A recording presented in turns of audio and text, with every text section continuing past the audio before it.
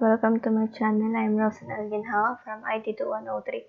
So from the first activity from the chapter 5, which is MAC and LLC sublayers. So there is a hacker characteristics. So we have to identify what is part of the MAC and LLC. So first I will explain to you what is MAC. So the MAC constitutes that lower sublayer of the data link layer. MAC is implemented by hardware, typically in the computer NICs. Specifics are listed in the IEEE 802.3 standards figure. So the LLC or the LLC sublayer. The Ethernet LLC sublayer handles the communication between the upper layers and the lower layers. This is typically between the networking software and the device hardware, or the LLC sublayer takes the network protocol data, which is typically an IPv4 packet, and adds control information to help deliver the packet to the destination node. So the LLC used to communicate with the upper layer of the application and transition the packet to the lower layers for delivery. So from the hacker characteristics, the controls the network interface card through software driver. So it is from LLC.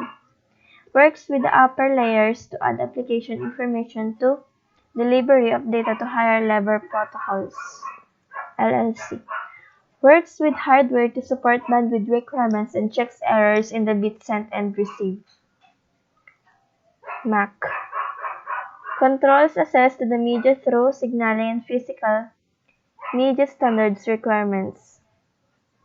Support Ethernet technology by using CSMA or CD or CSMA-CA, which is MAC. From the last, which remains relatively independent of physical equipment. LLC. So let's check it. So this is all from this activity.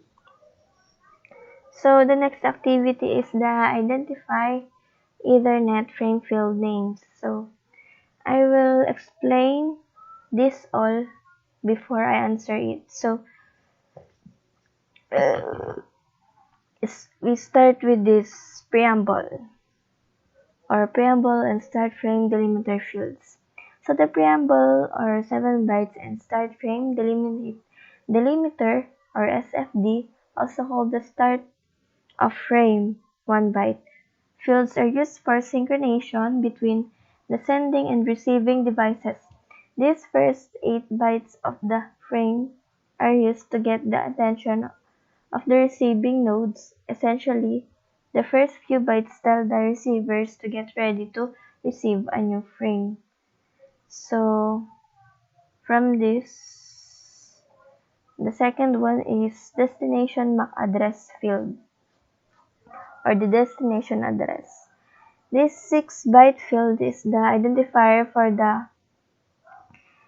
the intended recipient. As you will resend, this address is used by layer 2 to assist devices in determining if a frame addressed to them. The address in the frame compared to the MAC address in the device. If there is a match, the device accepts the frame can be unicast, multicast, or broadcast address. So the second one, which is the source address.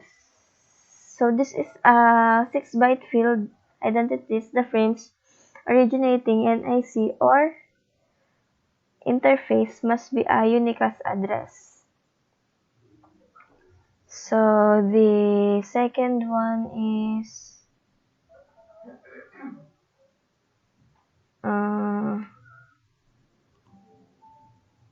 the frame check sequence field. The frame check sequence or FCS field per bytes is used to detect errors in a frame, it uses a cyclic redundancy or CRC. The sending device includes the results of a CRC in the FCS field of the frame. The receiving device reviews the frame and generation a CRC to look for errors. If the calculation match, no error occurred. The calculation that do not match are in indication that the data has changed. Therefore, the frame is dropped. A change in the data could be the result of disruption of electrical signals that represents the bits.